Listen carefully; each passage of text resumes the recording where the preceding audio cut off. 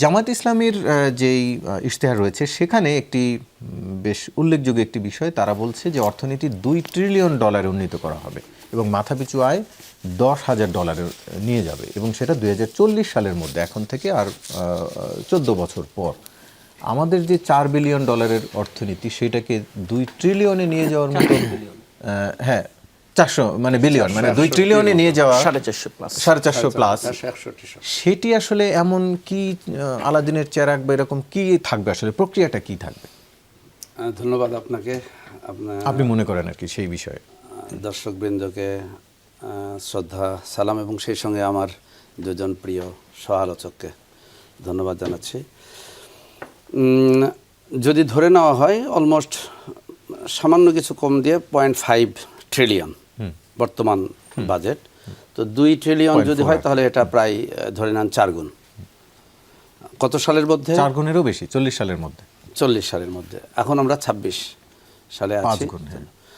আমি আজকে খেয়াল করলাম যে আমাদের বিশিষ্ট অর্থনীতিবিদ, বিশেষ করে আমাদের সিপিডির প্রফেসর মোস্তাফিজ সাহেবও বলেছেন এটা অনেক অ্যাম্বিশিয়াস, আরও কেউ কেউ বলেছেন এটা অ্যাম্বিশিয়াস। আবার আমার মনে হয়, আমি যদি ভুল না বলি, তারেক রহমান সাহেব সম্ভবত বিএনপির, উনিও $1 ট্রিলিয়ন 34 সালের মধ্যে বলেছেন। তার মানে কিন্তু দুটা দলেরই মানে বাজেটের সাইডের ক্ষেত্রে, মানে প্রজেকশনের ক্ষেত্রে একটা কিন্তু মিল আছে, আমি যতটুকু দেখেছি। 1 ট্রিলিয়ন 2 ট্রিলিয়ন 6 বছরের ব্যবধান। আচ্ছা, জি, মানে এটার ক্ষেত্রে হয়তো সামান্য কিছু দেখা যাবে।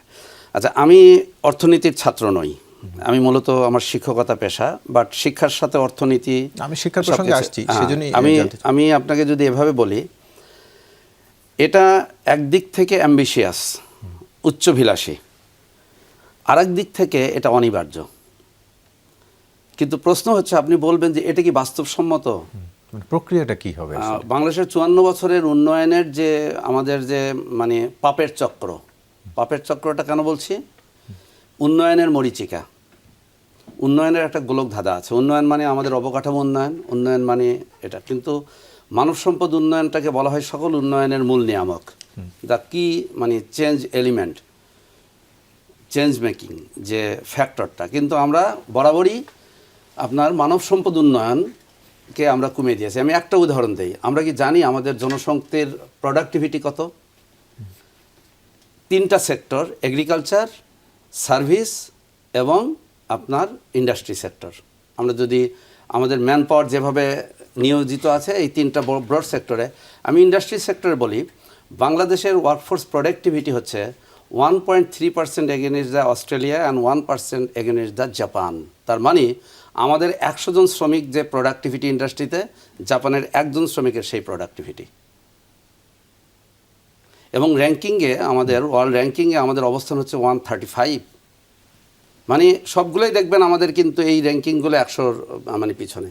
আপনি যদি প্রোডাক্টিভিটিটা বাড়ান, আরেকটা তথ্য দিলে আপনার বাস্তবতার অনিবার্যতা বলবো, আমরা অলমোস্ট প্রতি বছর কিন্তু 1 মিলিয়নের উপরে কিন্তু ওয়ার্কফোর্স আমরা মাইগ্রেন্ট ওয়ার্কফোর্স আমরা পাঠাই। আমরা যদি শুধু ফিলিপিনের সমান, আমরা যদি শ্রীলঙ্কার সমান যদি প্রোডাক্টিভিটিটা, স্কিল ওয়ার্কফোর্সটা যদি আমরা পাঠাতে পারি, বর্তমানে গত অর্থ বছরে প্রায় $30 বিলিয়ন প্লাস এসেছে। শুধুমাত্র এইটুকু পৌঁছাতে, মানে উন্নত বিশ্বের মতো না, আমরা যদি পার্শ্ববর্তী দেশের মতো করি, এটা $100 বিলিয়ন নিয়ে যাওয়া যায়, অর্থাৎ 3 থেকে 4 গুণ বাড়ানো যায়। তাহলে $500 ট্রিলিয়ন থেকে আপনি কিন্তু উইদিন 4-5 ইয়ার্সের মধ্যে আপনি কিন্তু এটাকে 3 গুণ 4 গুণ বাড়ানো সম্ভব।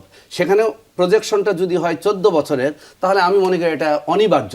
কিন্তু চ্যালেঞ্জটা হলো আমাদের বিদ্যমান রাষ্ট্র কাঠামো, আমাদের মানব সম্পদ উন্নয়ন পরিকল্পনা, এই বিষয়গুলো এটাকে এখন অ্যাম্বিশিয়াস হিসেবে আমরা তুলে ধরছি। আমি দুটোই বলেছি, অবশ্যই অ্যাম্বিশিয়াস, কিন্তু এটা অনিবার্য প্রয়োজন। না, আমি আসলে জানতে চাচ্ছিলাম যে এর এখনকার বাস্তবতা বলতে যে পদ্ধতিটা কি হবে, কি নিশ্চিত বাড়তি এসে জামাত ইসলামী করবে যে কারণে $1 ট্রিলিয়ন অর্থনীতি? আমি যতটুকু খেয়াল করেছি, জামাতের আপনার যে ইশতেহারে যে বিষয়গুলোকে ওনারা খুব বেশি ফোকাস করেছেন, এবং সর্বশেষ গত পরশুদিন যেটা তারেক রহমান সাহেব তুলে ধরেছেন, এবং এনসিপির যে ইয়াটাতে, সেখানে যে কর্মসংস্থানের জায়গাটা আসছেন, সেখানে কিন্তু ওনারা 5টা বিষয়ে হ্যাঁ, 5টা বিষয়কে না বলেছেন। এই নার মধ্যে আছে একটা হলো দুর্নীতি। আপনাকে শুধু একটা উদাহরণ দেয়, একটা সেক্টর দেয়। আমরা কি জানি আমরা বিদ্যুৎ সেক্টরে, এনার্জি সেক্টরে প্রতি বছর আমরা কি ভর্তুকি দিই? হ্যাঁ, 62,000 কোটি টাকা, মোর দেন 50,000 crore টাকা। এই সবটা নিশ্চয়ই কিসের জন্য? দুর্নীতি নয়। Capacity charge. অথচ আমি আপনাকে বলি, শুধু বায়ো ইলেকট্রিসিটির মাধ্যমে কিন্তু এই জিনিসটাকে কিন্তু নর্মালাইজ করে দেওয়া সম্ভব, বাট দুর্নীতির কারণে আমরা এটা করছি না।